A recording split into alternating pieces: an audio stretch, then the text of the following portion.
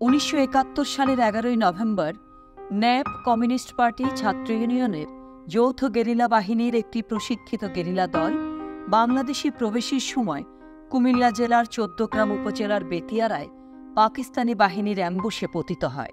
অ্যাম্বুশে পড়া গেরিলা বাহিনীটি অসীম সাহসিকতার সঙ্গে তা প্রতিহত করলেও এই অ্যাম্বুশে 9 জন গেরিলা যোদ্ধা শহীদ হন।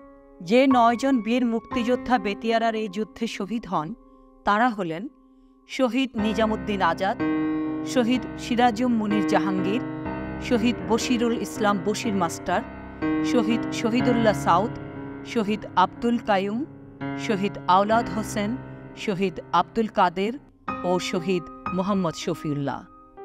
পরে অঞ্চলটি শত্রুমুক্ত হওয়ার পর স্থানীয় জনগণ ধানক্ষেত ও এর আশপাশ থেকে শহীদদের লাশ উদ্ধার করে ঢাকা চট্টগ্রাম মহাসড়কের পাশে সমাহিত করেন। এমনই অসংখ্য গেরিলা যুদ্ধ, সম্মুখ যুদ্ধ, মিত্রবাহিনীর সঙ্গে সম্মিলিত যুদ্ধের মধ্য দিয়ে 1971 সালের 16ই ডিসেম্বর পাক হানাদার বাহিনীর আত্মসমর্পণ ও ঐতিহাসিক বিজয়ের মধ্য দিয়ে স্বাধীন বাংলাদেশের অভ্যুদয় ঘটে।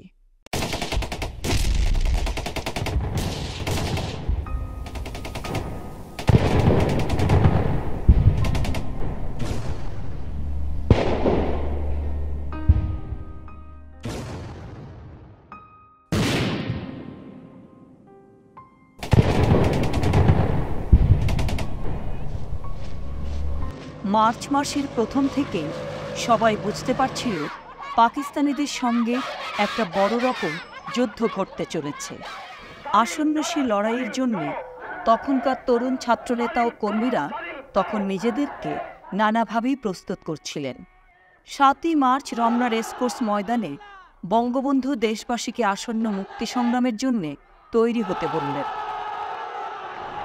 এবারের সংগ্রাম আমার মুক্তির সংগ্রাম, এবারের সংগ্রাম স্বাধীনতার সংগ্রাম। ছাত্র ইউনিয়নের নেতৃত্বে শুরু হয় ডামি রাইফেল ও অন্যান্য অস্ত্র নিয়ে প্রশিক্ষণ।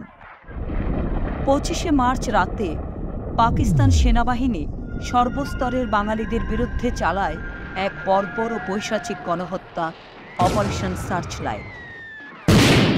ইতিহাসের নৃশংসতম এক গণহত্যার কালো অধ্যায় শুরু হলো বাংলাদেশে। কিন্তু আমরা কিছুক্ষণের ভিতরেই বুঝতে পারি যে এই আধুনিক সেনাবাহিনীকে আমাদের এই ব্যবস্থা দিয়ে আমরা প্রতিরোধ করতে হবে। সুতরাং আমরা সিদ্ধান্ত নিই যে আমাদের শক্তিকে সংগত করতে হবে এবং এটাকে রিট্রিট করে একটা জায়গায় একত্রিত করে আরও উন্নত প্রশিক্ষণ নিয়ে আমাদের প্রতিরোধ শুরু করতে হবে।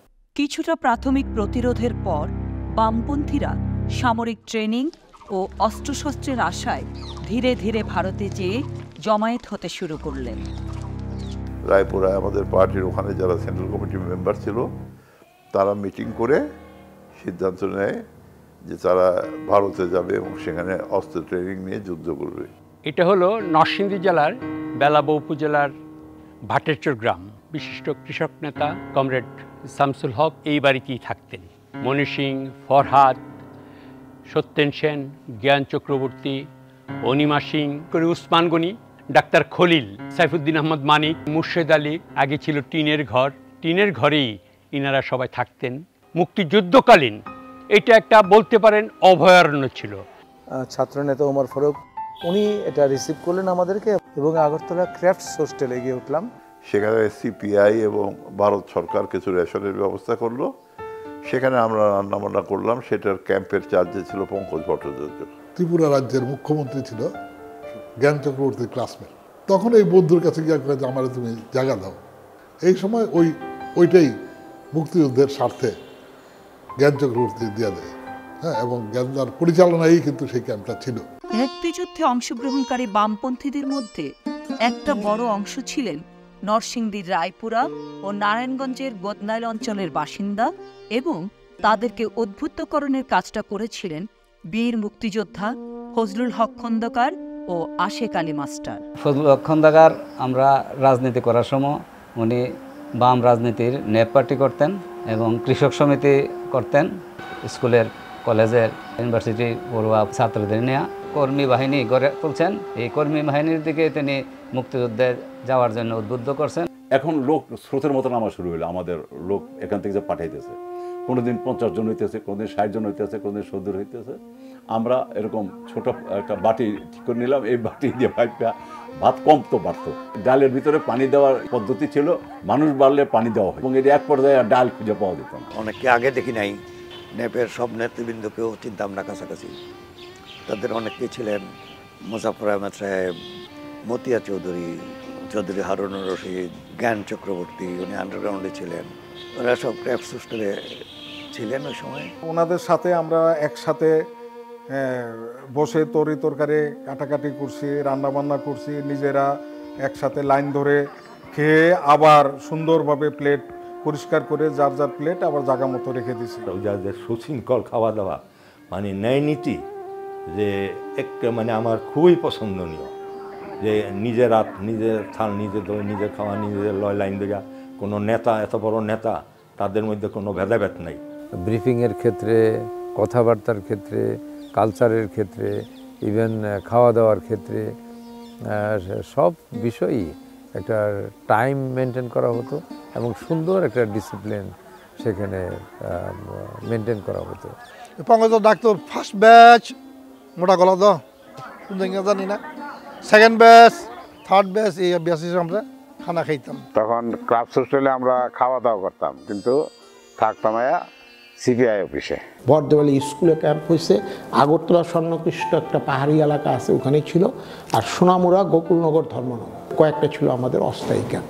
ভারতের আগরতলার আর্ট অ্যান্ড ক্রাফটস হোস্টেলে যোগাযোগ ও বসবাসের একটা কেন্দ্র গড়ে তোলা হয়। এখান থেকে ছাত্র তরুণদের রিক্রুটিং ও মুক্তিযুদ্ধের ট্রেনিংয়ের জন্য পাঠানো হতো। তো এখানে আমাদের একটা দোতলা বিল্ডিং ছিল বড়, এবং তার সামনে একটা ব্যারাকের মতো জায়গা ছিল।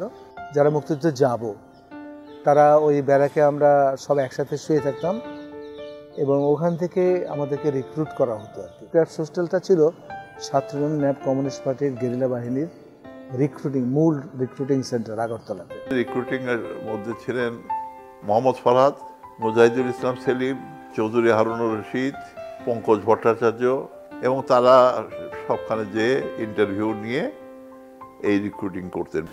আমরা প্রথম একটি বাহিনী ক্যাম্পে ঢোকার চেষ্টা করছি। তো ক্যাম্পে ঢোকার ক্ষেত্রে কিন্তু খুব সমস্যা ছিল। পাকিস্তানিরা কিন্তু এই ক্যাম্পগুলিতে ঢুকানোর জন্য ওরা কিন্তু যুবকদের পাঠাইত। ইন্ডিয়ান আর্মিও ওইখানে কিন্তু আপনার কিছুটা কন্ট্রোল করতো, কারণ ওদের কাছে ইনফরমেশন বেশি। তখন তো পশ্চিমবঙ্গে সিপিএমের সাথে নকশালীদের সাথে ঘোরতর দ্বন্দ্ব, সাপে নেউলে অবস্থা, সশস্ত্র লড়াই চলছে বলা যায়। তারাও আমাদেরকে নিতে চাইল না। তার ভিতরেও লুকায় টুকায় প্রচুর ছাত্র ইউনিয়নের বামপন্থী কর্মীরা এই সেক্টর কমান্ডারদের এফএফ বাহিনীর ভিতরে ঢুকে গেছে, এবং শেষ পর্যন্ত প্রায় আমাদের হিসাব মতো যতটা প্রায় 4000 লোক কিন্তু আমাদের এই মুক্তিবাহিনীর ক্যাম্পগুলিতে আমাদের ঢুকছে। আমাদেরকে ওইখানে পাঠানো হলো বর্দালি ক্যাম্পে। সেখানে আমাদের ইয়াফেজ ওসমান ভাই ছিল, মঞ্জুরুল হাসান খান ছিল, তারপর নিজামুদ্দিন আজাদ ছিল। এরা ওই সময় আমাদেরকে পেরেড করাইতো। মাঝে মধ্যে ক্লাস করতাম। জ্ঞান চক্রবর্তী, এই কমিউনিস্ট নেতাদের ক্লাস হইতো বর্দওয়ালি হাই স্কুলে। গণতান্ত্রিক বিপ্লবে কারা কারা আসবে, কারা সহযোগিতা করবে, কারা করবে না, কি আমাদের ভূমিকা, জনগণের সাথে আমাদের সম্পর্ক কি হবে, কেন আমরা মুক্তিযুদ্ধ আইছি, কেন মুক্তিযুদ্ধ, এইগুলো নিয়ে সকাল বিকেল সারাদিন ক্লাস হইতো। দুইটা জিনিস আমরা করতাম, একটা হলো শারীরিকভাবে ফিট হওয়া অস্ত্র ট্রেনিংয়ের জন্য, দ্বিতীয়টা হলো মানসিকভাবে রাজনৈতিকভাবে তাকে ট্রেন করা। আমরা মূলত শরীর চর্চা, রাজনৈতিক ক্লাসের উপরে জোর দিতাম। ভিয়েতনাম যুদ্ধের যে গেরিলা যুদ্ধের বই, ওইটা আমাদের অবশ্য পাঠ্য ছিল। কেন যুদ্ধ করতে হবে, কেন সাম্রাজ্যবাদের বিরুদ্ধে লড়াই করতে হবে, এই সমস্ত প্রশিক্ষণ দিতেন। একটা জিনিস আমাকে খুব ওখানে অবাক করেছে, সেটি হচ্ছে যে নেতা কর্মীর মধ্যে কোনো পার্থক্য ছিল না। আমরা যখন খাবারের সারিতে দাঁড়াতাম, তখন কমরেড মনি সিং আমার পেছনে দাঁড়িয়ে আছেন, তারপরে আরেকজন ছোট তার সামনে দাঁড়ায় আছে। এটা কোনো বাছবিচার ছিল না। আমি একটু সম্ভ্রম করে সরে দাঁড়িয়েছিলাম বলে বড় ভাই আমাকে ধমক দিয়েছিলেন, এবং ধমক দিয়ে বলে সামনে দাঁড়াও। তো এই ধরনের অ্যাটিটিউড তখন ওখান থেকেই, যেটা সমাজতান্ত্রিক অ্যাটিটিউড যেটা, সেটি প্র্যাকটিসটা তখন থেকেই শুরু করা হয়। মানিক ভাই সব আমাদেরকে লাইন করে দাঁড় করানো হলো, একজনকে ইন্টারভিউ দেয়, বেরিয়ে আসে, দেখেন বাবা মার সঙ্গে কখনো দেখা করতে পারবেন না, পরিবারে কখনো ফিরতে পারবেন না, যা যা আছে আর কি, চিঠিপত্র লিখতে পারবেন না, কোনো যোগাযোগ নেই। এরকম একটা জীবন আপনার যাপন করতে হবে। যদি আপনি সেটা পারবেন তাইলে আপনি ই করেন। ভাবেন নাকি আলিয়া আমার কোন জায়গায় বাড়ি? এর আগে কি করতে চাই? ভিয়েতনামের যুদ্ধ 33 বছর, তোমাদের 40 বছর বাড়িতে যাওয়া যাবে না। চিন্তা করলাম 40 বছর কীভাবে থাকবো বাড়ি ছাড়া। মদিবা করলো যে আরে লগিয়া শিকার হই, 40 বছর বাড়িতে যাইতাম না। চিটাগাং দিব হাইটা বাইর যামগা, খুলনা দিব হাইটা বাইর যামগা, তো লগিয়া শিকার যাই গেল। মদিবের কথাই শেষ পর্যন্ত হ্যাঁ আমরা 40 বছর আর বাড়িতে যাইতাম না। এবং এই ক্যাম্পের একটা শর্ট লাইফ, এখানে আমরা ট্রেনিং নিতাম। সেখানে গিয়ে আমি পেলাম কমরেড মঞ্জুরুল হাসান খান, ইয়াফিস ওসমান, নিজামুদ্দিন আজাদ, মোহাম্মদ হেলালুদ্দিন, ডক্টর সারোয়ার আলী, মাহবুব জামান। আমাদের এলাকার থেকে আজিজ মোল্লা, হরজত আলী, আব্দুল খালেক, আওলাদ হোসেন, শহীদুল্লাহ সাউদ, আব্দুল সুবাহান, আব্দুর রহমান, শুকুর মাহমুদ, মুসা করিম, এরা আমাদের এলাকার অনেক লোক ওইখানে বরদলি ক্যাম্পে আসেন। লাইন ধরে সবাই দাঁড়ানোর পরে বাংলাদেশের পতাকাটা সবার হাতে শপথ করলাম আমরা। ওইখানে আওলাদ প্রতিদিনই গান গেত, খুব সুন্দর আওলাদের কণ্ঠ ছিল। একদিন আমার জীবনী লেখা হবে, যদি আমি না থাকি স্মৃতির পাতায়, আমাকে মনে রেখো স্মৃতির পাতায়, এরকম গান, প্রায় এই ধরনের গান উনি গেতেন। সেখানে সবাই গান করেন এবং সংগ্রামী গান করেন সবাই। মঞ্জুরুল হাসান খান এর গলা খুব চমৎকার, নিজামুদ্দিন আজাদের কণ্ঠ চমৎকার। সবাই গানও করেন, কাজও করেন এবং সমস্ত রান্নাবান্না আমরা নিজেরাই করি। আমাদের ওখানে সন্ধ্যায় খুব ক্লান্ত ছিলাম, তো তারপরে একত্রে বসে বিভিন্ন দলে দলে গ্রুপে গ্রুপে ভাগ হয়ে আমরা বিভিন্ন গান গাইতাম, কবিতা আবৃত্তি করতাম। এটার মধ্যমণি ছিল মাহমুদ সেলিম। ওই গান গাইতে গেতে রাত্রেবেলা এই গেরিলা গেরিলা আমরা গেরিলা এই গানটা রচিত হয়। এটা একজন কেউ রচনা করেনি, ওখানে সবাই অ্যাড করে করে করে গান গেতে গেতে গেতে অ্যাড করতে করতে এই 3-4 দিনে এই গানটা সম্পূর্ণ প্রস্তুত হয়ে যায়। গেরিলা আমরা আমরা গেরিলা, স্বাধীনতার রক্তে রাঙা আমরা গেরিলা, আমরা নতুন প্রাণ গাই স্বাধীনতার গান, আমরা নবীন প্রাণ গাই শিকল ভাঙার গান, বাংলাদেশের আলো ছায়ায় আমরা বুঝিয়ান। গেরিলা আমরা আমরা গেরিলা, স্বাধীনতার রক্তে রাঙা আমরা গেরিলা, আমরা নতুন প্রাণ গাই স্বাধীনতার গান, আমরা নবীন প্রাণ গাই শিকল ভাঙার গান, আমরা নতুন প্রাণ গাই স্বাধীনতার গান, আমরা নবীন প্রাণ গাই শিকল ভাঙার গান, বাংলাদেশের আলো ছায়ায় আমরা বলিয়ান, বাংলাদেশের আলো ছায়ায় আমরা বলিয়ান। কিন্তু অচিরেই দেখা গেল যে বামপন্থী তরুণেরা বিভিন্ন ক্যাম্পে ট্রেনিংয়ে অংশ নিতে বাধাপ্রাপ্ত হচ্ছেন। তবে ভারতের কমিউনিস্ট পার্টির সিপিআই নেতৃবৃন্দের নানা উদ্যোগের ফলে এই অচলাবস্থার অবসান হয়। কিছু বামপন্থী তরুণ যুবক ট্রেনিংয়ে ও মুক্তিযুদ্ধে অংশগ্রহণের সুযোগ পান। ক্যাম্পে আমরা আছি, কিন্তু আমাদের দেশের ভেতরে ঢোকার জন্য অস্থির এবং সবাই অস্থির, কিন্তু অস্ত্রপাতি সরবরাহ করা হচ্ছে না। তখন সিপিআই, ইন্দিরা গান্ধী, ডিপি ধর, পিএন হাকসার, সোভিয়েত ইউনিয়নের কমিউনিস্ট পার্টি, তাদের চেষ্টায় এবং তাজউদ্দিনের সমর্থনে আমাদের একটা ট্রেনিংয়ের ব্যবস্থা হয়। আমাদের পার্টির নেতা কমরেড মণি সিং, বারিন দত্ত, তারা দেখা করেন ইন্দিরা গান্ধীর সাথে এবং ইন্দিরা গান্ধী খুব গোপনে ট্রেনিংয়ের ব্যবস্থা করেন। গোপনে এই জন্য করেছিলেন যে তাদের সরকারের মধ্যে, প্রশাসনের মধ্যে যারা দক্ষিণপন্থী ছিল, প্রতিক্রিয়াশীল ছিল, তারা যাতে জানতে না পারে। ছাত্র ইউনিয়নের পক্ষ থেকে আবার নূর ইসলাম নাহিদ হলেও কেন্দ্রীয় সরকারের সঙ্গে যোগাযোগ রাখতেন, আর ন্যাপের পক্ষ থেকে তো অধ্যাপক মুজাফর আহমদের সঙ্গে যোগাযোগ ছিল, তিনিও ইন্দিরা গান্ধীর সঙ্গে দেখা করছেন। এটা বাংলাদেশ গভর্নমেন্ট তাজউদ্দিন সাহেব উনি জানতেন। এইটা পুরোটার দেখাশোনা করা যায়, বলা যায় যে এইটার হেড ছিলেন হইল মোহাম্মদ ফরহাদ। তো ওইটার কারণেই কিন্তু পরবর্তীকালে উপদেষ্টা কমিটি হয়, যে উপদেষ্টা কমিটিতে আপনার আওয়ামী লীগের সরকারের প্রতিনিধি ছাড়া মণি সিং ছিলেন, মাওলানা ভাসানী ছিলেন, মনোরঞ্জন ধর ছিলেন, তারা মিলে কিন্তু একটা কনসালটেটিভ কমিটি হইল। তবে এই ব্যাপারে সবচেয়ে বড় সম্ভাবনা সৃষ্টি হয় 9 আগস্ট ভারত ও সোভিয়েত ইউনিয়নের মধ্যে নিরাপত্তা বিষয়ক চুক্তিটি স্বাক্ষরিত হওয়ার ফলে এই চুক্তির ফলশ্রুতিতে ন্যাপ, কমিউনিস্ট পার্টি ও ছাত্র ইউনিয়নের একটা পৃথক গেরিলা বাহিনী গঠনের সিদ্ধান্ত গ্রহণ করা হয় এবং অস্ত্রশস্ত্রের সরবরাহ নিয়মিত ও উন্নত হতে শুরু করে। এবং সেই সময় ইন্দিরা গান্ধীর সরকারের সঙ্গে আলাপ আলোচনা করে ন্যাপ, কমিউনিস্ট পার্টি, ছাত্র ইউনিয়নের একটা বিশেষ গেরিলা বাহিনীকে প্রশিক্ষিত করার জন্য একটা সিদ্ধান্ত গৃহীত হয়। আমরা দেখলাম যে এই চুক্তি স্বাক্ষরের পরেই অস্ত্রের কোনো অভাব নেই, আমাদের প্রচুর অস্ত্র তখন আসা শুরু করল। এই চুক্তি স্বাক্ষরের পর ন্যাপ, কমিউনিস্ট পার্টি, ছাত্র ইউনিয়নের সদস্য ছাড়াও ট্রেড ইউনিয়ন ও কৃষক সমিতির সদস্যরাও প্রশিক্ষণে অংশ নেয়। আমরা যুদ্ধে প্রশিক্ষণের সুযোগগুলো পেলাম দলীয়ভাবে, অর্থাৎ ন্যাপ, কমিউনিস্ট পার্টি, ছাত্র ইউনিয়ন। তখন ওখান থেকে তাদেরকে বড়দোয়ালি ক্যাম্পে নেওয়া হতো। ওইটা ছিল একটা ট্রানজিট ক্যাম্পের মতো। সেনাবাহিনীর একটি পরিবহন বিমানে করে গেরিলাদের আসামের তেজপুরে বালিপাড়া নামক স্থানে ও পরে অনেককে নেফা সীমান্তে নিয়ে গিয়ে বিশেষ ট্রেনিংয়ের ব্যবস্থা করা হয়। ব্যারাক যে বানাইছে সবগুলো তখন বুঝলাম যে আমাদেরকে এখানে থাকতে হবে। ভিতরে গিয়ে দেখলাম যে যার যার চকি দুটো পাশ সবার চকি আছে। আমাদেরকে একটা করে ইঞ্জেকশন দিছে, বলছে যে এখানে কলেরা, বসন্ত মহামারী আসতে পারে, এর জন্য আমাদেরকে একটা ভ্যাকসিন নেওয়া দরকার। ভ্যাকসিন যখন আমাদেরকে দিছে তখন এই ভ্যাকসিন আমাদের প্রচুর পরিমাণে জ্বর আসছে, আমাদের আর কোনো সেন্স নাই। 2টা প্যান্ট দিল, 2 জোড় বুট দিল, 2টা শার্ট দিল, একটা কিট ব্যাগ দিল, একটা হ্যাভারসেক দিল, একটা প্লেট দিল, একটা মগ দিল, একটা মশারি দিল, একটা গ্রাউন্ড শিট দিল। তারপরে ক্লিনিং বক্স দিলেন, যেটাতে অস্ত্র পরিষ্কার করে। গোসল করার জন্য ওইখানে ঝর্ণা, ওইটা 12 মাসে পানি থাকে এই ঝর্ণার মধ্যে। আবার প্রচুর যোগ, মানে ওইখানে নামলেই মানে যোগে দৌড়ে ফেলতো। আমরা জাস্ট মানে লাফ দিয়ে নেমে আবার উঠে যেতাম, তারপরেও 2-1টা যোগ পায়ের মধ্যে ধরে রাখতো। সেই ক্যাম্পে খাওয়া দাওয়া ছিল 3 বেলা।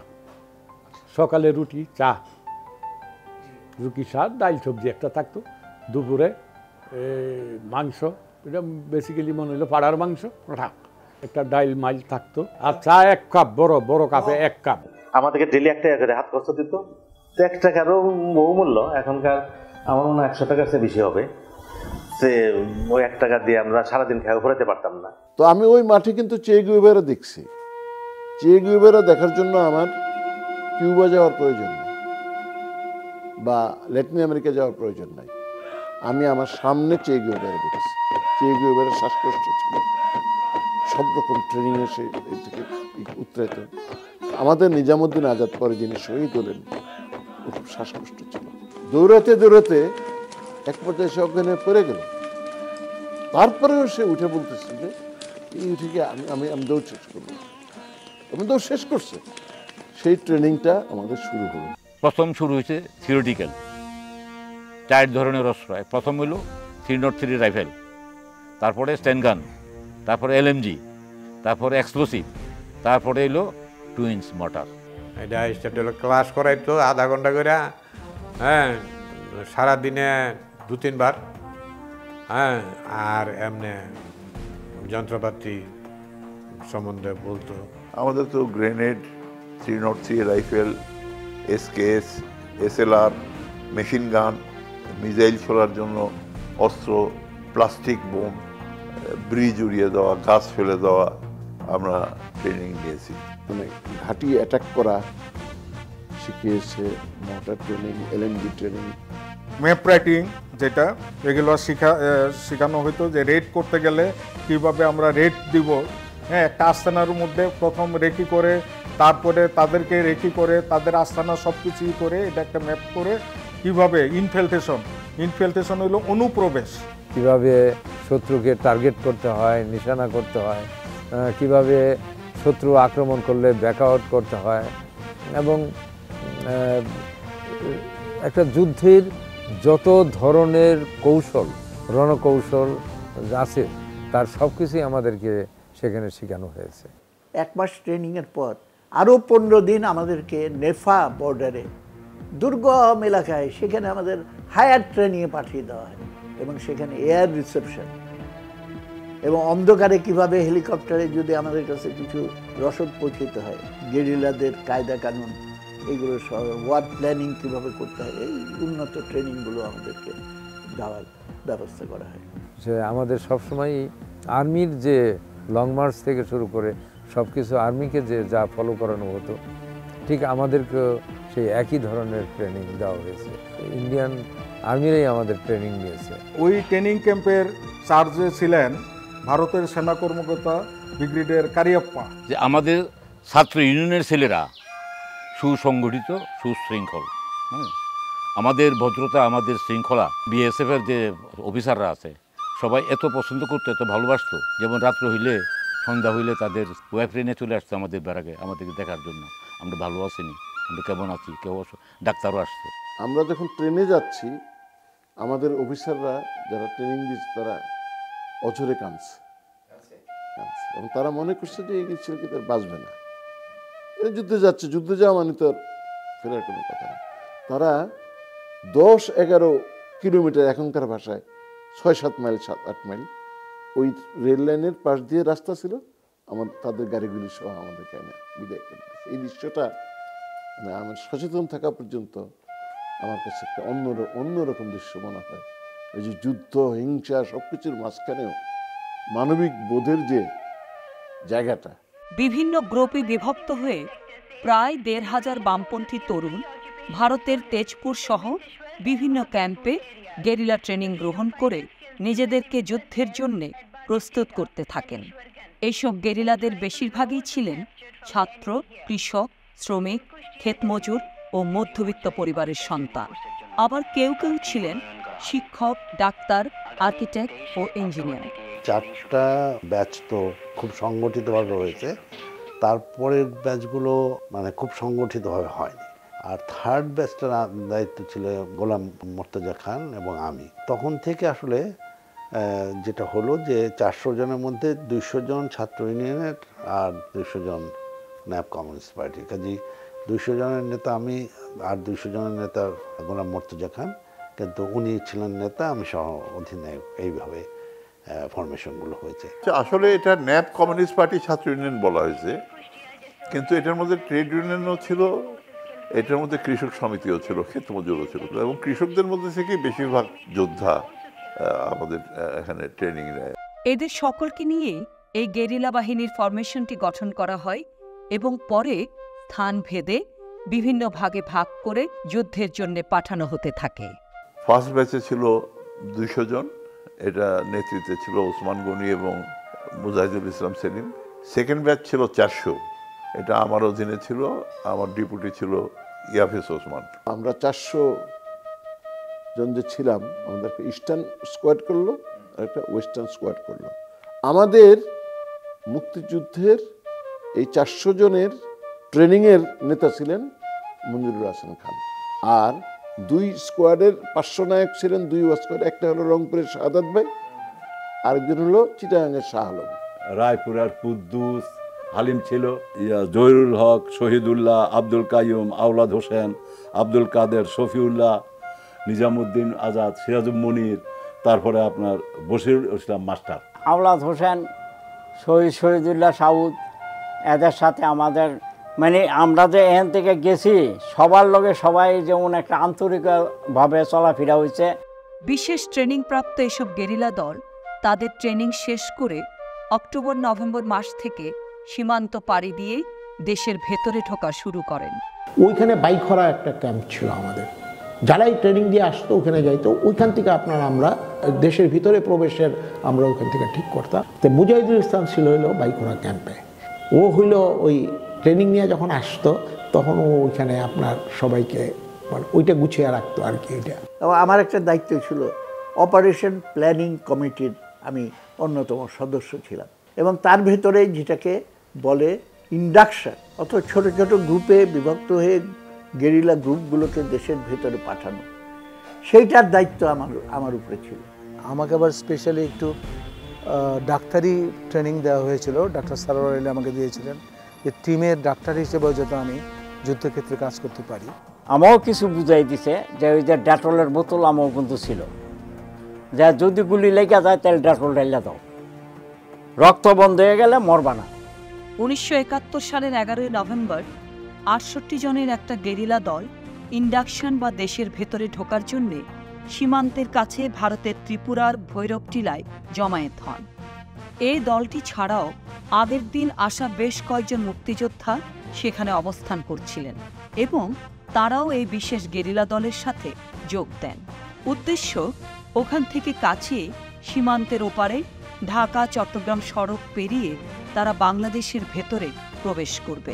এইটাই ভৈরব টিলা, ভৈরবনগর সাব ক্যাম্প ছিল সপ্তাহখালা ইয়ত ক্যাম্পের আন্ডারে, এবং এটা একটা গোয়েন্দা টিম ছিল যে ভারতীয়রা যে কাঁটাতারের বেড়া দিয়েছে, এই যে এখান থেকে 50 গজের 60 গজের মাথায় কাঁটাতারের বেড়া, হাজার হাজার মুক্তিযোদ্ধা এখান দিয়ে যাতায়াত করছে। এখানে উঠেই প্রথম শেল্টার নিয়েছে। প্রবেশ করার আগে আমাদের ইন্ডাকশন মিটিং হয়।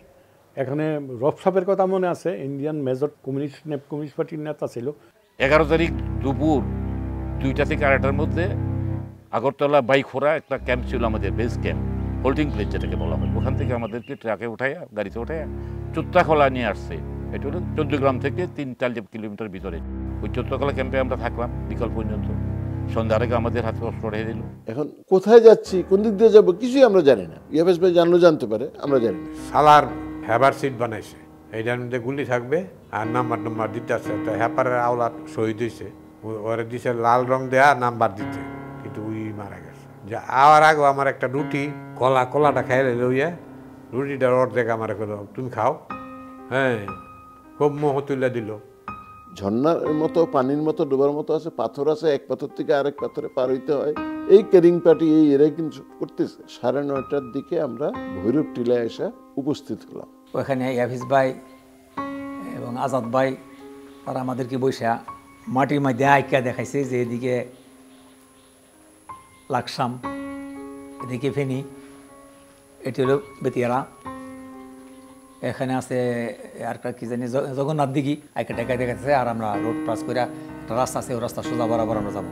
এটা আমাদেরকে আগেই শিখাই দিছে যে যদি তোমরা এম্বুশও করো তো তোমরা মনে করবা না তোমরা বাঁচবা। কারণ হলো কি, শত্রু তোমাদেরকে দেখতেছে, তোমরা শত্রুকে দেখো না। তাহলে তুমি অবশ্যই তুমি মৃত্যু হবা, তোমাকে টোকায় মারতে পারবো, কিন্তু তুমি দেখবা না কিছু। তো এম্বুশে বললে লিডার বলবে যে ভাগবা। প্ল্যানটা ছিল যে শত্রু যদি আসে জগন্নাথ দিক থেকে, মানে ওটা হলো কুমিল্লার সাথে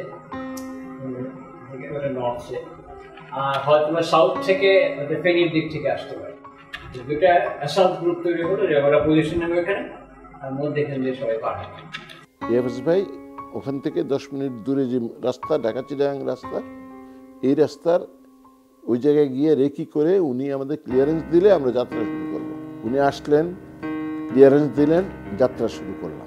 তো ইনাদের নির্দেশে, ইনাদের ব্রিফিং দিল আমাদেরকে কীভাবে কি আসতে হবে। আমরা সেইভাবেই রাত 10:30 থেকে 11:30টার মধ্যে ওখান থেকে রওনা হইলাম। তো পথটা কিন্তু খুব বন্ধুর আর কি, মানে কী বলবো, টিলা মিলা এগুলো সব ভরা আর কি, মানে ওরকম তো রাস্তা নাই। ফলে each and every one is hurt আর কি। ওখানে আসার পরে আমাদের সাধারণত যেটা করা হয় যে একদিন ওখানে থেকে র্যাকি করে নিজেরা পথটা দেখে করবো আর কি। এবং যেই পথে আমরা যাব ওখানে কিন্তু আগে পাকিস্তান আর্মি ছিল। তো খবর হলো যে ওরা আরও 2.5 মাইল দূরে চলে গেছে ওখানটা ছেড়ে দিয়ে। তো ফলে আমাদেরকে ওই পার্টি থেকে যা বলা হলো, তোমরা সোজা ঢুকে যাবে, অন্য কোনো কিছু ভাবার কোনো চিন্তা নেই। আমি আর গাইড আব্দুল কাদের দুজনে মিলে রাস্তা পর্যন্ত গেলাম। তো যাক, দুজনে ফিরে এসে তারপরে আমি বললাম যে ঠিক আছে, এখন আমরা কোথায় যেতে পারি আর কি। ওখানে যাদেরকে বসিয়ে রেখেছিল, এদের ইনস্ট্রাকশন ছিল 3টা গ্রুপ 3টা জায়গায় তারা যাবে।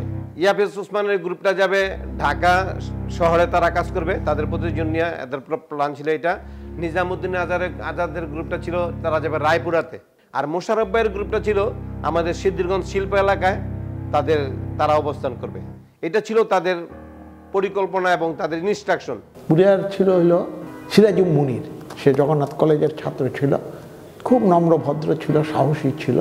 ও ছিল হলো কুরিয়ার, ঢাকার কুরিয়ার। আমরা এমন না যে যুদ্ধ করতে করতে এদিক দিয়ে আমরা আসতেছিলাম, এরকম না। এটা ছিল আমাদের একটা পাসিং পয়েন্ট। নিজামুদ্দিন আজাদ তার লিডারশিপে ছিল এবং তার পেছনেই ছিলাম আমি এবং সেলিম মাহমুদ। আমার ট্রেনিংয়ে যা শিখেছি সেটা হলো আমরা যেই পথ দিয়ে যাব তার দুপাশে দুইজন চারজন এলএমজি নিয়ে 4টা ছেলেকে বসিয়ে রাখলাম। তো আজাদ তখন বললো ওরটা স্কাউট মানে ওই ট্রেনিংও তার আছে আর সে বললো তাহলে আমি আমার টিমটা নিয়ে আগে যাই আর তো ওর ওখানেও প্রায় 30 জনের মতো।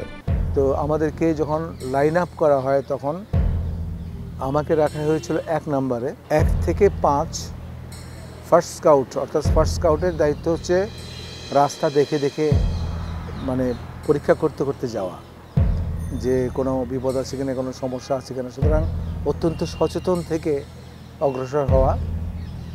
কিন্তু পরবর্তীকালে সিদ্ধান্ত পাল্টে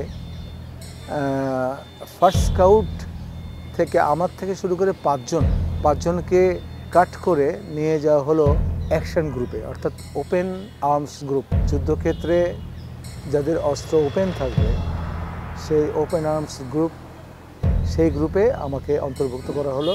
এটার নেতৃত্ব ছিল ওয়াদুদ ভাই। আদিদের খুব কঠিন জ্বর আছিল, ওই হাসপাতাল আছিল, ওই আইতে পারে নাই। ওর অস্ত্র আমার লগে দিয়া দিছিল, তখন এই অস্ত্র আমরা বিভিন্ন জনে ক্যারিং করে আনতাম। তখন নিজের ডেইলে চলতারি না, আবার আরেকজনেরটা এটা অতিরিক্ত না, তো এই ডিল লেগে যেমন ওই যে মোশারফের কান্দে গিয়া পড়ে আছে সব। মীর মোশারফ হ্যার কান্দের মধ্যে ফালাই থুই, আমরা হ্যাঁ থুই আয়ে পড়ছি আগুয়া, এলে তাই পিছনে ছিল। পিছন থেকে 5জন কেটে আরেকটা গ্রুপ করা হলো ডান দিকের রাইট প্রোটেকশনের জন্য, ডান দিক থেকে। বাকি বেশিরভাগেরই অস্ত্র বস্তাবন্দি অবস্থায় ছিল। বেতিয়ারাতে আমাদের হলো যে এখান থেকে ক্রস করে চলে যাওয়া, পার হতে গিয়ে যদি কোনো রকম সমস্যার সৃষ্টি হয় তাহলে আমরা যারা ওপেন অস্ত্র নিয়ে আসি, দুদিকে 2টা এলএমজি এবং অন্যান্য অস্ত্র, আমরা এদেরকে কাভার দেব, কাভার গ্রুপ।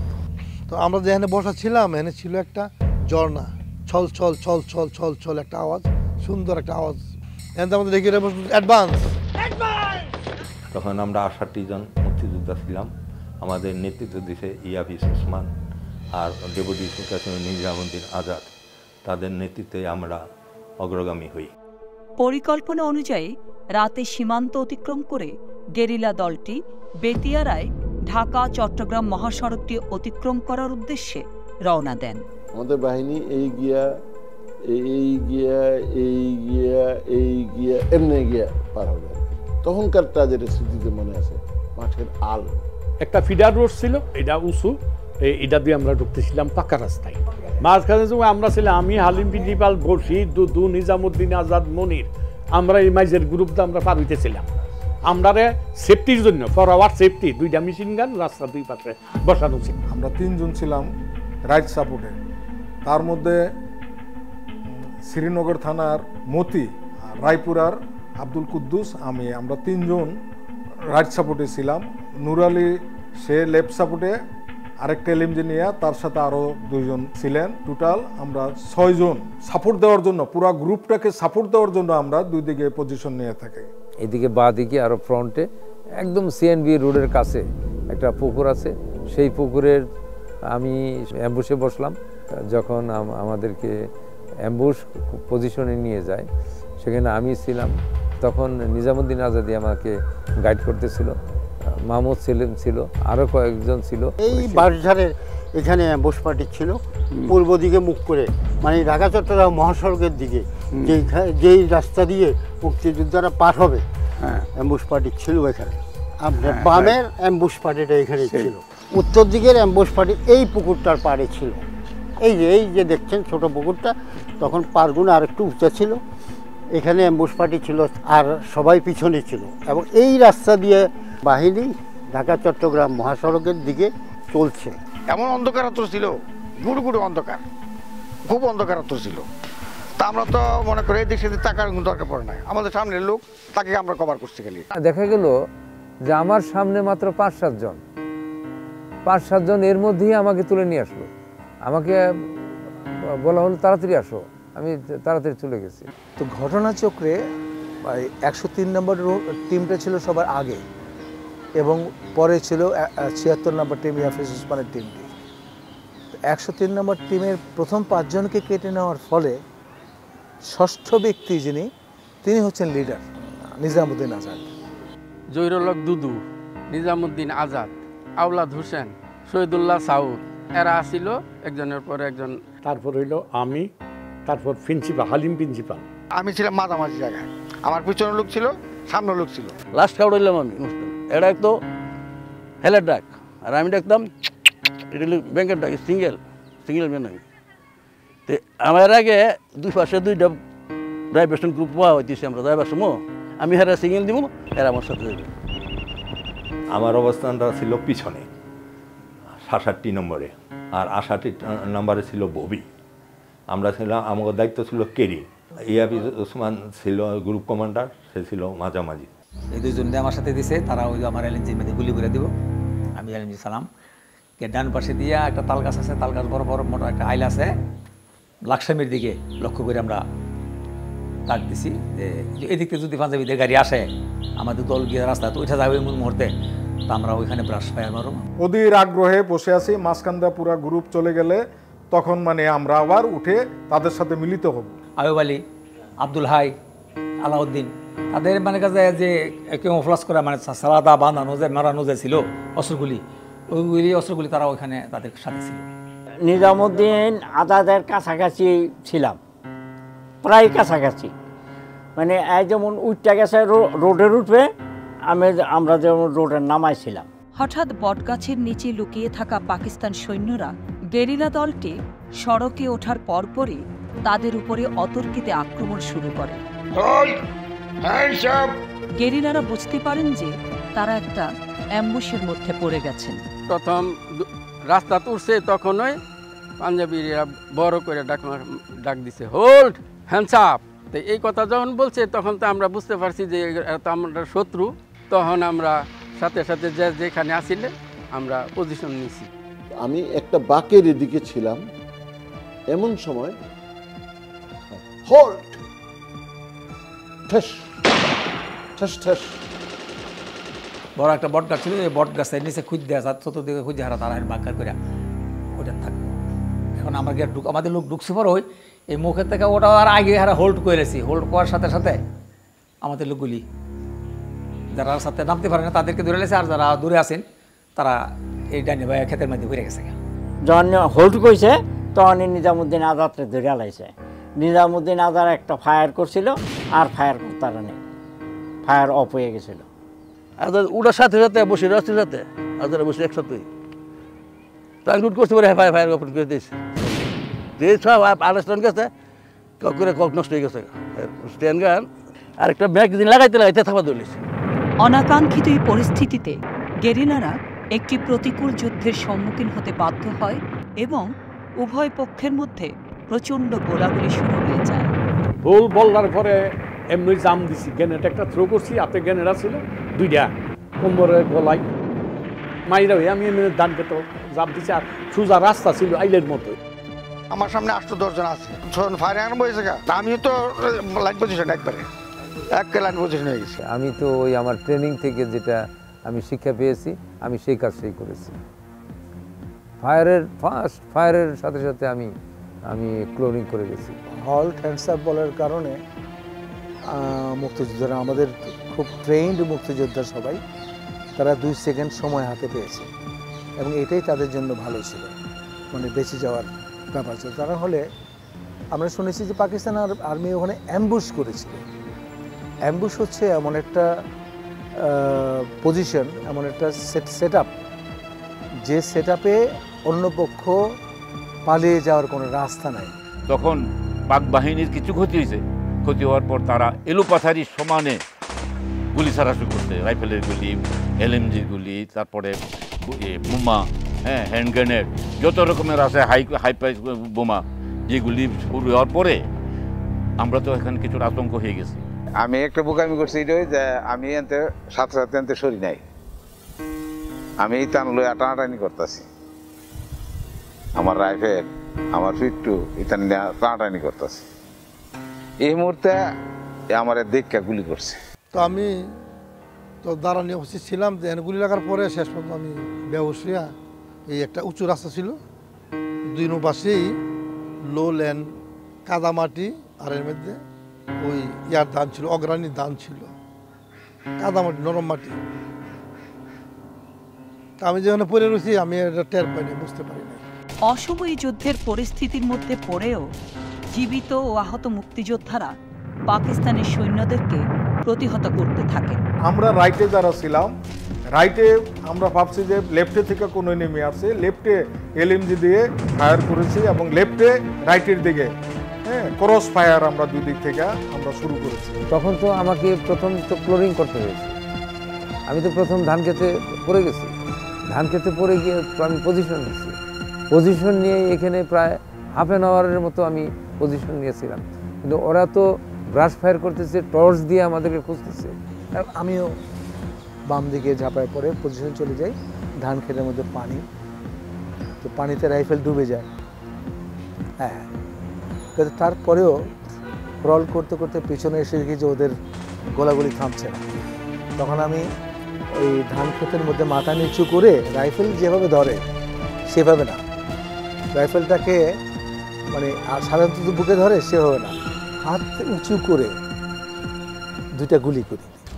তখন কিন্তু আমরা কমান্ডার অর্ডার দেওয়ার আগেই কিন্তু ফায়ার শুরু হয়ে গেছে, এই পকেট থেকে ফায়ার শুরু হয়ে গেছে, পরে আমরা রিপিট ফায়ার শুরু হয়েছে আর কি।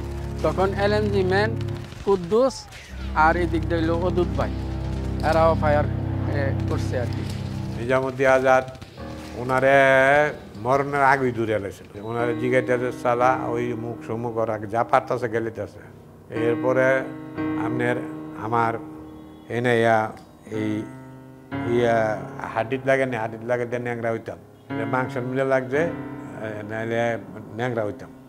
আর আমাদের যেই কাভার পার্টি দুই জায়গায় এলএমজি সহ ছিল, ওরা কোথার থেকে গুলি আসছে বুঝতেছিল, ওরাও গুলি ছাড়া শুরু করলো, ইনডেফিনিট ভাবে গুলি ছাড়া শুরু করলো, কাজে একটা গুলির পরিবেশ হয়ে গেল।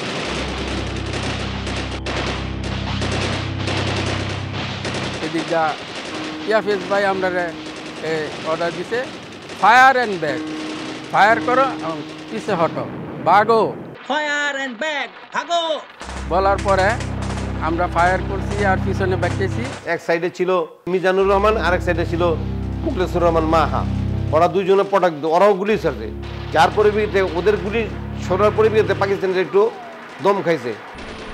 ভাগ্য ভালো আমরা ওই যেহেতু চারজনকে বসিয়ে রেখেছিলাম, এরা যখন ফায়ারিং করে ওরা কিন্তু ফায়ারিংটা বন্ধ হয়ে গেছে কিছুক্ষণের জন্য, মানে ওরা ভাবতে পারে নাই, ওরা তো ভাবছে যে সবগুলোকেই মারবে আর আমাদের কোনো কিছু করার থাকবে না। ওই ফাঁকে অনেকে সরে আসতে পেরেছে, আর পিছনে যেগুলো ছিল আমি তো বললাম যে তোমরা মানে হ্যাঁ রিট্রিট করো। আমি ছিলাম হইলো কেরিং গ্রুপে লাস্টে, তখন যখনই ডাক্তার বললো যে আবুল কালাম এত তিন আদমিকে পাকড়াইয়া, তখন এর একটু পরেই ইয়াহিজ ভাই কয় ভাগো, ভাগো করার সাথে সাথেই আমরা সামনে অগ্রগামীতে যারা ছিলাম সবাই আমরা পিছনের দিকে ব্যাক করলাম। এছাড়া কোনো উপায় ছিল না, দুই পাশে একটা ছোট্ট আইল, যখন গুলি করছে তখন সব ছেলে পড়ে গেছে পানিতে, পানি মানেই পানি, এই পানিতে পড়ে যাওয়ার পরে ছেলে করার কোনো সুযোগ নাই। আমরা পিছনে গুলি করতে পারতেছি না, একবার গুলি করে হয়ে গেছে, কারণ আমরা যদি গুলি করতে থাকি তাহলে ছেলে আসতে পারবে না। আর্মিরা টেসার বলে সারা সুযোগ দেখে আগুন ধানের শীষ আগুন লাগতেছে, আমরা রূপে ধানের শীষ আগুন লাগছে, আগুন লাগছে, আমরা বিক্রি করলে ট্রোলিং করে গেছি, ধরে না প্রায় আধা কিলোমিটার বেশি কমন না। আমাদের তো একটা গেরিলা শিক্ষাই ছিল যে হিট অ্যান্ড রান, এখন সেখানে এই জায়গায় তো অবস্থাটা এরকম ছিল, হিটও করা যাবে না, রানও করা যাবে না, এই গোলাগুলি চলার অবস্থার মধ্যেই আমি ক্লোরিং করছি এবং পজিশন নিয়ে আগে আছি, যে তখন হলো যে আমার সামনে যে আসবে তাকে আমি ফায়ার করব। আমাদের তো সিস্টেম হিট অ্যান্ড রান, আঘাত করা এবং পালিয়ে যাও। তখন ওই পালিয়ে যাওয়ার জন্য তিনি আদেশ দিয়েছিলেন ভাগো, সেটি গোলাগুলির মধ্যে আমি শুনতে পাইনি, কিন্তু অনেকেই শুনেছে। আমি যেহেতু শুনি নাই সেহেতু আমি যুদ্ধক্ষেত্রে রয়ে গেলাম। তো ভাগো বললে তো আর ভাগতে পারি না, যেহেতু একবারে সামনাসামনি বৃষ্টির মতো গুলি আসতেছে, কানের কাজ দিয়ে গুলি যাচ্ছে। আর আমাকে তো একটা সরু রাস্তা, এরকম সরু রাস্তা যদি আঁকা বাঁকা হইতো তো সেটা একটা ই করা যেত, আমরা তো ডাইনে বায়ে ফায়ারিং করছি। আমার গ্রেনেড এর পিনটা সোজা করে রাখলাম যাতে টান দিয়ে বের করতে অসুবিধা না হয়। আমরা ধরে নিয়েছিলাম যে আমাদের মৃত্যু অবধারিত। কিছুক্ষণের মধ্যে তাদের ফায়ার স্টপ, কিন্তু মানে এর মধ্যে দেখে যে দুই দিক থেকে সমানে গাড়ি আসতেছে, ট্রাক সার্চ লাইট মেরে মানে সমানে আসতেছে, গুলি করতে করতে মেশিন গান দিয়ে, মোটর দিয়ে মারতেছে, প্রেসার বুলেট মারে। একটা পর্যায়ে আমি যখন উঠে আসলাম ধান ক্ষেতের পরই দেখলাম যে বাংকার, আমি বাংকারের ভিতরে চলে গেছি। ট্যান্ট এবং উপরে ট্যান্ট, নিচে বাংকার। একজনকে ধরে ফেলছে ওরা আমাদের, সে হলো দুদু মিয়া, জহিরুল হক দুদু মিয়া রায়পুরের। তাকে ধরে ফেলছে, ওরা বলছে বলো পাকিস্তান জিন্দাবাদ, ও বলছে জয় বাংলা, মানলো একটা গুলি ওরা। তারপরে আর বলো পাকিস্তান জিন্দাবাদ, ওদের জেদ উঠে গেছে আর কি পাকিস্তান আর্মির। ও বলছে যে খুব চিৎকার করে জয় বাংলা, এবং এটা ব্রাশ ফায়ার। গোটা ঘটনাটা অন্ধকারের ভেতর আমার শোনা। এরপর আয়া শ্বাস করছে ডান খেতে, আমার কাছে তুই গেছে, আমার পাই নাই। আমি করছি কি, এই যে পানি, তো পানির নিচে তো লাশ বাইয়া থাকা, আমি দুই ধানের গোছা দাবার বান দিছি, ফাওয়ার ফেডের হ্যান্ডা, আমার নাকটা খালি জাগায় রাখছি। আমার আশেপাশে দিয়ে আমার সার্চ করে গেছে। অনেকক্ষণ পরে যখন দেখছি সব নিরিবিলি, একটা গাড়ি আইছি, পাকিস্তানের গাড়ি, আমার তো সমৃদ্ধ রাস্তা 20 ফুট দূরে। আর বসি ভাই ছিল আমাদের ইয়াতে ওঠার আগে একটা কালভার্ট ছিল, ছোট্ট একটা কালভার্ট। বসি ভাই কালভার্টের নিচে চলে গেছিল, কিন্তু একজনে তাকে হাতে ধরে টানছি, চলে যায়। বসি ভাই তো হাত ছড়াই দিয়েছে, বসি ভাই কালভার্টের নিচে থেকে যায় নাই। পরে ভাবলাম বসি ভাই ধরা পড়ছে। একজনে বলতেছে বাচ্চুরে আমার রাইফেলটা ধর, আমার রাইফেলটা ধর। আমি ধরমি রাইফেল ধরবো কোন সময়, আমার জানে আমি বাজাতে পারতেছি না, তোমারটা তুমি লাও। পরে আমারটা আমি নিয়ে কোনো রকম, আমার বক্স আমার সাথে, রাইফেল আমার সাথে, আমার পার্সোনাল ব্যাগের এটাও আমার সাথে, যেমন ক্লোরিং করতে করতে করতে করতে পিছাইছি। রাস্তাতে এরা যে টর্চার করতেছে, কি জিঙ্গাইতেছে, বারবারে জানতে চাইতেছে ভারতের কোথায় ট্রেনিং নিছে, কি নিছে। এরা হিন্দি দা বকতেছে, তো আমি উর্দু আমি কিছু বুঝি আর কি, মানে মিলাই আনি আর কি, যে কি জিঙ্গাইতেছে। গুলি দেওয়া আমার শরীর লাগে না, এনে খালি সুতার মেঝে চামড়াটা খালি ইয়ে হয়েছে। তখন আমি কিছু করছি না, আমার যে সময় গুলি করে আমি ফুরিয়ে দিছি। অনুমান করছে যে এরপরে আমি যখন কোনো সাহস শব্দ করছি না, তখন হ্যাঁ মনে করছে যে গুলি যে করছি এটা বুঝতে মরার আগে গুলি করছি, এই বেঁচে গেলাম। আমার পেছনে দুইজন ছিলেন, একজন ছিলেন মনির ভাই, আরেকজন ছিলেন জলিল ভাই। জলিল ভাই বেঁচে আছেন। জলিল ভাইয়ের পিঠে গুলি লাগে এবং গুলি ওনাকে অনেক দূর, ওনাকে দূরে ফেলে দেয়। মনির ভাই তিনি আমার পেছনে ছিলেন, তিনি, তার গায়ে গুলি লাগে। ঘুরে ঘুরে বেয়নেট দিয়া যারা আটকে গেছে, আহত হয়েছে, বেয়নেট দিয়ে মারতেছে। একজনকে বেয়নেট মারতেছে, আরেকজনের নাকের মধ্যে পাড়া দিয়া, সে আবার বেঁচে আছে, এখনো আছে শুকুর মিয়া।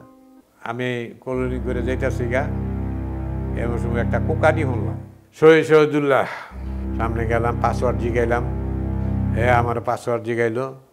দোনোজনের পাসওয়ার্ড এক হইলে মানে এটা বোঝা গেল যে না আমার লোক। রক্ত গিলে কিছু আমার গায়ে আইতেছে, মামা আমি বাঁচবো, আমার নিচের অংশে গুলি লাগছে, নিচের অংশ তার কোন দিয়ে লাগছে এটা তার কয় নেই, আমার বাঁচান। তো আমি তুই আমার উঠ, এই পিঠে উঠ। তখন এই কলোনি করে সামনে গেলাম মতো, ওই গড়ি দিয়ে আমার পিঠে আইলো। তখন আমি বেশি হইলে 15-20 ফিট গেছি মতন। ওই ওরা সাসলাইট দুইটা মিলিটারি আইলো, দুইটা মিলিটারি আওয়ার পরে ওরে আবার ফিরে ভ্যানেট মারলো, ওর ভ্যানেট ওভার হইয়া আমার এখানে লাগলো। চিন্তা আছে একটু বড় মরে গেল, যেটুকু আজ ছিল একটু শেষ হয়ে এলো গা, শহীদ হয়ে এলো গা। আর আমার ওই যার আমি করি নাই, আমার ওই গুলির পোস্ট আসলো আর রাইফেল টেবিল আসলো, এটি খুললা ওরা লুয়ে গেল গা। আমি একে মরার মতন রয়েছি, এই পাড়া দিল, আমরা এই চোখটা একটু বাড়িয়ে গেছিল গা, আবার চোখটা আবার ট্রিটমেন্টে ঠিক জায়গা গেছে। প্রচণ্ড গোলাগুলি হচ্ছে, আমি এর মধ্যে বাংকারে, এবং সেখান থেকে যে পরে যখন একটু স্থমিত হলো, যে যুদ্ধ আধা ঘন্টা 45 মিনিটস পরে যখন এটা থেমে আসলো, তখন সেখান থেকে যে বের হওয়া, এটা আমার জন্য খুব কঠিন কাজ ছিল। কারণ চতুর্দিকে তারের বেড়া, সেই তারের বেড়া ভেদ করে এই অস্ত্র নিয়ে, এই মানে গোলা বারুদ নিয়ে ওখান থেকে বের হয়ে আসা, এটা একটা কঠিন কাজ ছিল। আমার শরীরের পা, শরীর, পিঠ কিছুই ছিল না, শুধু মাথাটা একটু ওই এলএমজি দিয়ে আমি সেই তারগুলাকে মানে দাবিয়ে দাবিয়ে কোনো রকম একটা জায়গা করে নিলাম এবং মাথাটা দিয়ে আস্তে করে, আমার এগুলা মানে কিছু ছিল না, ওই আমি তখন ক্যারি করে নিই, আমি নিজেকে তখন বের করে নিয়ে আসছি। আমি পরিষ্কার বুঝতেছিলাম যে ওরা যদি এই বাংকারের মধ্যে এসে যায় তখন কি হবে। আমার ক্রলিংয়ের রাস্তা ধরে টর্চ মারতে মারতে পাকিস্তানের সোলজার আসতেছে। কামাল নামে সম্ভবত একটা লোক ছিল,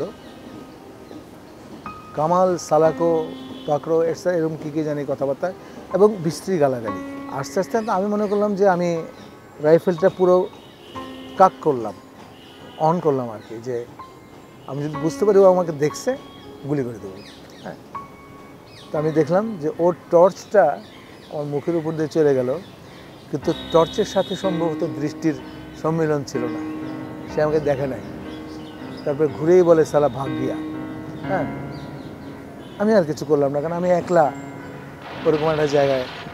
তো পরে আস্তে আস্তে ক্রল করে পিছন দিকে আমি চলে আসি। ক্রলিং একটু কইরা পিছনের ধান ক্ষেতের ভিতরে, বিরাট ওষা ধান ক্ষেত, পেট সামান্য পানি, এটার ভিতরে আমি চলে গেলাম। শেষ সাইডের দিকে দেখলাম যে একটু একটু অনুভব করতেছি ব্যথা, তো এটার ইয়েটা বাঁধছি, আমার শরীরে একটা জাম্পার ছিল, এটা এক যে এখানে আমি গুলি খাইছি, এই যে এখানে তার এই সাথে এই যে একটা পাড়া আছে, এই পাড়ার ভিতরে মসজিদেও লুকাই রয়েছি গিয়া। পরে চিন্তা করলাম এমনি দই হইব, তারপর জুভের ভিতরে গিয়া পালাইলাম। তো মতি তখন ও আমার পায়ে চাপ দেওয়া বললো আমাদেরকে এখান থেকে ভাগতে হবে, নাহলে আমাদেরকেও মেরে ফেলবে। তখন মানে হ্যাভার্স একটা খুলে ফেলে এবং এলএমজির যে বাইপট গ্রুপ এটাকে ভেঙে তারপর আমরা পিছনের দিকে ব্যাক করতে থাকি, রিট্রিট। কিন্তু বৃষ্টির মতো গুলি, এমন অবস্থা দৌড়ও দিতে পারি না যে গুলি আসে কিনা, এই দৌড়ায় আবার মানে করলিং করে এইভাবে যেতে যেতে অনেক পিছনে যেয়ে এক জায়গায় পজিশন নেই। ধান খেতে বিপুলটা দৌড়ি, এলএমজি 2 ঠ্যাং, এই ধানের জানাতে কাজ লাগে। তখন পর্যন্ত না গায়ে শক্তি, এগুলো প্রাণের বল, গায়ের শক্তি প্রচুর। এই স্থিরা বিরাও মানে এই ধান খেতে বিপুলা অনেকক্ষণ দৌড়লাম, দৌড়ায় গিয়া চকের মধ্যে তখন দেখলাম যে এখানে কোনো সারা শব্দ নাই, সামনে ভারতরা দেখা যা, গাছগুলি দেখা তো উঁচু জায়গা। আমিও চেষ্টা করছি বাগার জন্য, ভাগতে গিয়া আমি রাস্তা ভুল করিয়া ঠিক ঢাকা চট্টগ্রাম যে রোডে দুর্ঘটনা ওই রোডেই গেছি। দেখলাম যে আমি তাদের কাছে চলে আসছি, আবার তাড়াতাড়ি বেক করলাম। এক পর্যায়ে গিয়া এক লোকের সাথে পাওয়া পাঞ্জায় ধরছি, তার কানের কাছে গেছি। ভাই আপনি কে? আমি সঞ্জয় কুমার সরকার। তুমি কে? আমি তো আশরাফ। আমি কোথায় যাইছি, কোন দিকে যাইতেছি? ইনি চশমা ছাড়া চোখে দেখতেন না, আবার এই কাদারদের চশমা তার অচল। আমরা আসলে যে এর থেকে আমরা একটু উপরে উঠি, একটু উপরে ওঠার পর শেষ পর্যন্ত বলি যে আমরা কোথায় যাইছি, একটা স্কাইলাইন দেখি। আমাদেরকে ওই তারকা কোনটা কোন দিকে দিক নির্দেশন করা কিছু ট্রেনিং দিচ্ছে আমাদেরকে। এই তাকাটা এদিকে থাকলে এদিকে। সঞ্জয় কুমার সরকার চোখে যেহেতু অচল, তিনি আমার পাশে দাঁড়াইছে, আর আমাকে ওই যে করছে এইটা বাবার এইদিকে চারটা, এই তারাটা কোন দিকে আমি এইদিকে একটু ঘুরাইছে, এই তারা কোন দিকে একটু আবার ছাড়ছে, এই তারাটা কোন দিকে ঠিক আছে এইভাবে চলো। এর ভিতরে আমাদের ফেনী থেকে লাকসাম থেকে ক্রস ফায়ার আর্টিলারি। উভয় পক্ষের গোলাগুলির মধ্যেও জীবিত ও আহত যোদ্ধারা সফলভাবে পিছু হটতে হটতে একে একে নিরাপদে ভারতীয় সীমান্তে ফিরে আসেন। তবে 9 জন আর ফিরে আসতে পারেননি। এমন সময় হাবিব নামে একটি ছেলে, এই আমাদের দোহার নবাবগঞ্জের, হিলাল ভাই আমাকে একটা রাইফেল দেন। উঠতেছে আর বলতে রাইফেল দেন কেন? আমার গুলি লাগছে, রাইফেলটা পড়ে গেছে, আমি ফালে আসছি, আমাকে রাইফেল দেন, আমি গুলি করে আমার রাইফেল আমি উদ্ধার করে আনবো। এইরকম দৃশ্য শুধু যে না দেখবে, যে মুখোমুখি না হবে, তার পক্ষে পুরোটা উপলব্ধি করে নেওয়া খুব কঠিন। ভৈরব টিলা যাওয়ার পরে আমার 2 পায়ে রানের মধ্যে সমানে যুগ ধরে আছে ধান খেতের থেকে। তো অনেকে মনে করছে যে আমি হয়তো গুলি খেয়েছি, কিন্তু আসলে গুলি খেয়ে ওই যুগের রক্ত পরে ব্যানেট দিয়ে খোঁচায় খোঁচায় এই যোগের এইগুলি ফেলে তারপরে সারা রাত্র আমরা ওইখানে কাটালাম। ওই না আমাকে লোক আসলো এম্বুশ করে, লোকেরা পাসওয়ার্ড জিজ্ঞাসছে, আমি পাসওয়ার্ড কইছি মতন, আর আমারে ধৈর্য নিয়ে লয়ে গেল গা। আমি তো অ্যাক্সিডেন্ট অবস্থা চলে, এরপর একটা জন্মদিনের পোশাক বানাইলেন। শহীদুল্লাহ সাউদ মারা গেছে, তখন ওই যখন আমার কইল যে শহীদুল্লাহ সাউদ মারা গেছে, আরে বেড়া তুই এটা কেমনি কইতাছে এরকম অন্ধকারের মধ্যে? আরে মামু ওর রক্তই আমার শরীরের মধ্যে ভর্তি আছিল, এই যে দেখে যে ধুয়া ঠুয়া হেনে তোর লগে হনে কথা কইতাছি। আমরা যারা এই যে সারা রাত ভরে ছিলাম ওইখানে, ইএফএস ভাই, আমি এবং সেই কেউ যদি রাস্তার ওই পারে চলে যায় ফিরে আসতে পারে, তো অনেকেই তো জানে না যে আমরা এখানে আছি, চিৎকার করে মাঝে মাঝে জানাইতেছি তোমরা এখানে আসো, ভৈরব টিলা আসো। এবং ধীরে ধীরে আমাদের রিগ্রুপিং এবং রিএনার্জাইজিং এইসব ব্যাপারগুলো ঘটতে থাকলো আর কি। এই 2-3 দিনের মধ্যে আমরা মোটামুটি একটা শেপে চলে আসলাম। সবাই খুব বিধ্বস্ত মানসিকভাবে, বন্ধু বান্ধব হারিয়েছি আমরা সবাই। আমাদেরকে পুনরুজ্জীবিত করার জন্য কমরেড মঞ্জুরুল হাসান খান আমাদেরকে মার্চ পাস্ট করালেন, গেট আপ কমরেডস বলে মার্চ পাস্ট করালেন এবং ইন্টারন্যাশনাল গানটি করলেন, আমরা একসাথে গাইলাম, আমরা আবার পুনরুজ্জীবিত হলাম। আজাদ, বশির, মনির, এই 3 জনকে তার ধরে নিতে পারছে, সামনে ছিল বলে। निजामुद्दीन आजाद तो प्रथमेই ধরছে যে তিন আদমি গো পাকড়া দিয়া, তখন ওই 3 আদমি তো আছে ঠিক মতন। আর ওই রাজাগারের কথা তো ঠিক আছে, 3 জন ধরে লেগেছে, 3 জন 9 জন, আর আর্মি 3 জন।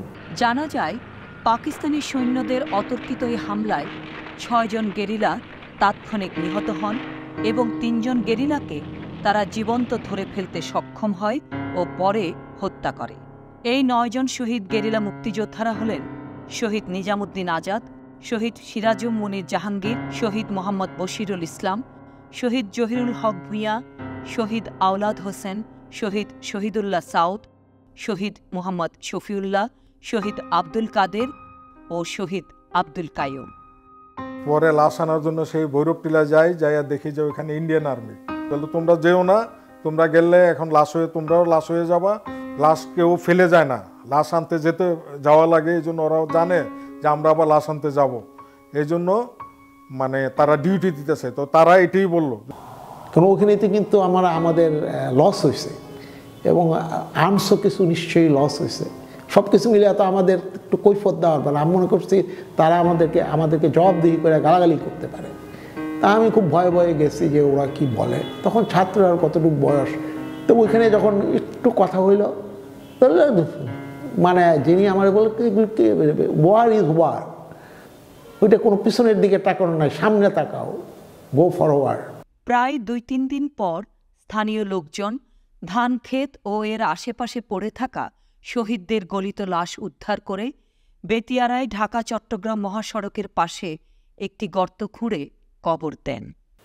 ঠিকমতো কবরও দেওয়া হয়নি, আমাদের সেখানে মাটি চাপা পড়া লাশ, সবাই আশেপাশের গ্রামের লোক তারা বলল। ততক্ষণে আমাদের যে ওইখানে যে এনকাউন্টারটা হয়েছিল, এনকাউন্টারের পরেই দেখা গেল পাক বাহিনী সেখান থেকে রিট্রিট করে গেছে। তখন রাস্তাটা ওয়ান ওয়ে ছিল, রাস্তার এই সাইড থেকে ওরা ওই সাইডে, বটগাছটা এখানে ছিল। আচ্ছা, 2 জন মানুষের ব্যাগ এত মোটা ছিল, অনেক পুরানো গাছ। এটা পশ্চিম সাইডে এরা লুকিয়েছিল, ঠিক এই জায়গাটাই পূর্ব পশ্চিমে লম্বালম্বি ভাগে শহীদ মুক্তিযোদ্ধাকে একটা গর্তে পুঁতে দেওয়া হয়। পরবর্তীকালে স্বাধীন হওয়ার পরে আমরা কবর স্থানান্তর করি, রাস্তার পশ্চিম সাইডে নিয়ে যাই এবং সেখানে 73 সালে কমরেড মনি সিং শহীদ মিনারে ভিত্তিপ্রস্তর স্থাপন করে এবং পরবর্তীকালে ওইখানে একটা শহীদ মিনার গড়ে উঠে। তৃতীয় কবর, এটা 4 লেন ঢাকা চট্টগ্রাম মহাসড়ক বর্ধিত হওয়ার কারণে তখন আমরা বাধ্য হয়ে আবার কবরটা স্থানান্তর করতে হয় এবং সেখানেই রাস্তার পূর্ব সাইডেই কবরটা আবার পুনরায় দেওয়া হয়। আমরা 3য়বার এখানে কবর স্থানান্তর করেছি। এখানেই শায়িত আছেন দেশের বীর 9 জন শহীদ। এ ছিল এক গৌরবময় বীরত্ব গাথা, যেখানে আটককৃত যোদ্ধারা আত্মসমর্পণ না করে নিজেদেরকে আত্মহতি দিয়েছেন, কিন্তু পাকিস্তানি সৈন্যদের কাছে মাথা নত করেননি। অপরিচিত ও প্রতিকূল এক পরিস্থিতিতে আচমকা হামলার মুখেও কিভাবে এত বিশাল সংখ্যক গেরিলা যোদ্ধা নিজেদেরকে রক্ষা করতে পেরেছিলেন এবং সীমান্ত থেকে নিরাপদে ফিরে আসতে পেরেছিলেন, তা ছিল সত্যি এক বিস্ময়। সপ্তাহখানেক পর গেরিলাদের দলটি পুনরায় শক্তি ও সাহস সঞ্চয় করে বাংলাদেশে প্রবেশ করে মুক্তিযুদ্ধে অংশ নিয়েছিল। এসব শহীদদের পরিবার তখনও জানতেন না শহীদদের আত্মত্যাগের কথা। তারা অধীর আগ্রহে প্রহর গুনছিলেন তাদের প্রিয়জনদের ফিরে আসার অপেক্ষায়। আমার ছোট ভাই শহীদ বশিরুল ইসলাম, আমার ভাই অবিবাহিত ছিলেন। নকশিন্দির সবাই আর কি তাকে এই এক নামে চিনত, বশির মাস্টার হিসাবে। মুক্তিযুদ্ধে যাওয়ার সময় তো 11ই জুন, কারণ আমার বোনের হাতেই সে সকালের নাস্তা টাস্তা খেয়ে এই ঘরে ছিল। ভারতেও আমি গেছি বিভিন্ন জায়গায়, হসপিটালে যেখানে আহত মুক্তিযোদ্ধারা ছিল। যেটা বলতো এটা শুনতাম, কিন্তু কোনটা সঠিক এটা তো অনেক পরে যায় জিনিসটা পাওয়া গেছে। আমার ছেলের নাম শফিউল্লাহ, ট্রেনে পরীক্ষা ছিল।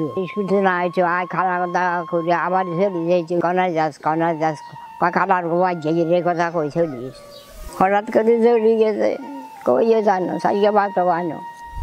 আর বনু চোখেছে এই লাগা তার তো বুকিলেও গেছে। হ্যাঁ, তার আয় কইছে শফিউল্লাহ নাই, শফিউল্লাহ শহীদ হয়ে গেছে। শহীদ কাইয়ুম আমার শিক্ষক ছিলেন, ঢাকা বিশ্ববিদ্যালয়ের ইকবাল হলের ছাত্র ছিলেন। উনি স্কাউট ছিলেন। ওই স্কাউট অবস্থায় ওনার রাইফেল ট্রেনিং ছিল। 1970 সালে কাইয়ুম স্কুলে জয়েন করেন এবং অবৈতনিক শিক্ষক হিসাবে তিনি সেখানে কাজ করতেন। এত ভালো শিক্ষক ছিলেন, ক্লাসে একবার বুঝিয়ে দিলে বাড়িতে গিয়ে পড়তে হতো না।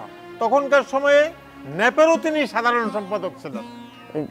ট্রেনে পড়তো, পরীক্ষার্থী আসেন, অনেক সুন্দর, অনেক ফর্সা আসেন। ফর্সা দিকে শখ করে দুধ মিয়া ডাকতো।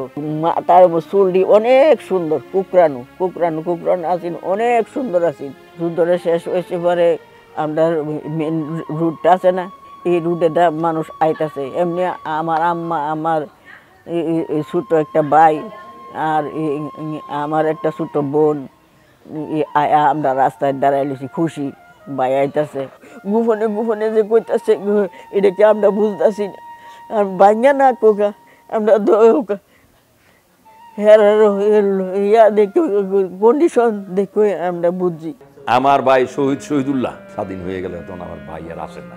ভাই যখন আসে না তখন কি করতে পারি, যারে জিজ্ঞাসা করলো ওই আইতাছে, আসবো দিব, বলে না, সবাই জানে, বলে না।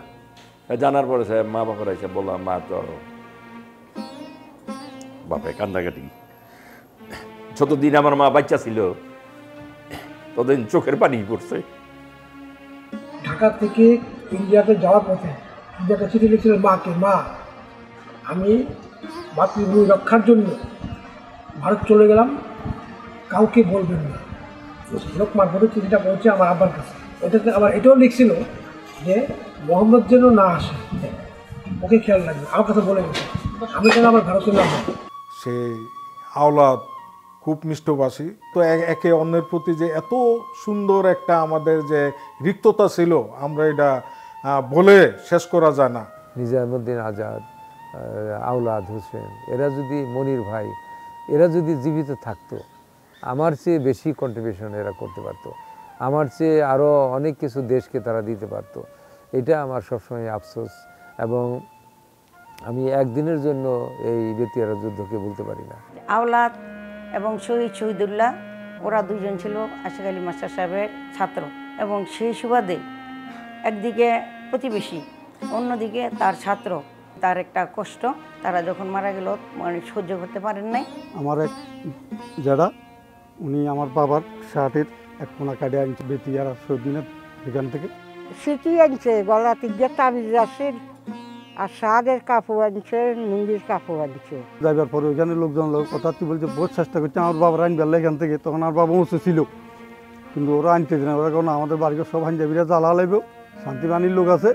আর শ্বশুর গেছিল সাইতো আনতো, হাজারের চেষ্টা বহুত করছে। নিজামুদ্দিন আজাদ স্কুলে থাকা অবস্থা থেকেই রাজনীতির সাথে জড়িয়ে পড়েন। উনি খুব ভালো স্কাউটিং করতেন। উনি পূর্ব পাকিস্তান ন্যাশনাল ভলিবল টিমের মেম্বার ছিলেন, ক্রীড়া অনুরাগী ছিলেন, ক্রীড়াবিদ ছিলেন, চমৎকার গান গাইতেন এবং খুব রাজনৈতিক সচেতন ছিলেন।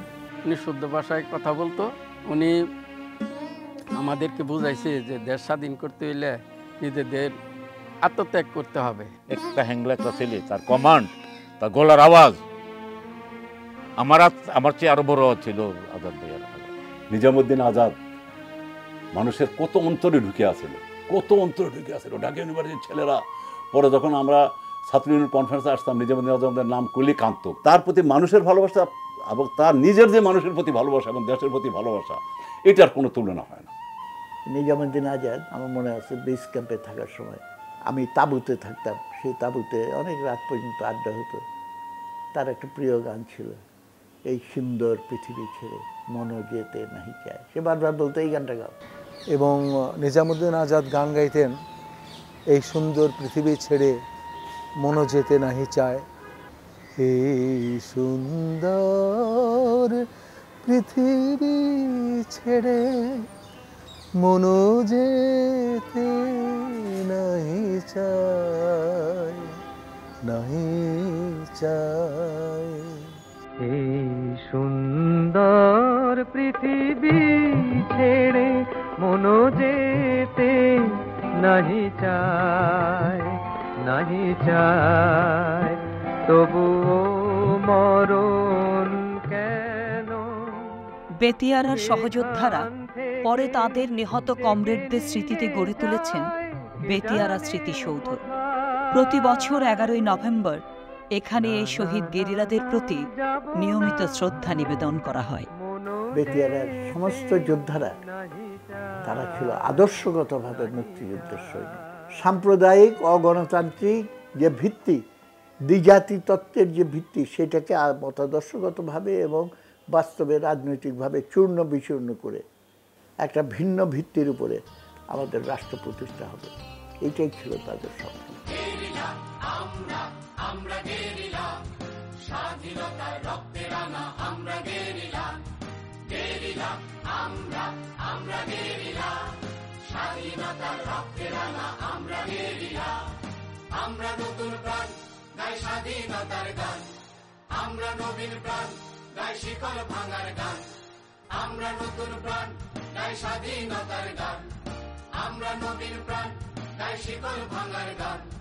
বাংলাদেশের আলো ছায়ায় আমরা বলিয়ান, বাংলাদেশের আলো ছায়ায় আমরা বলিয়ান। গেরিলা আমরা গেরিলা, স্বাধীনতার রক্তে রাঙা আমরা গেরিলা, গেরিলা আমরা গেরিলা, স্বাধীনতার রক্তে রাঙা আমরা গেরিলা।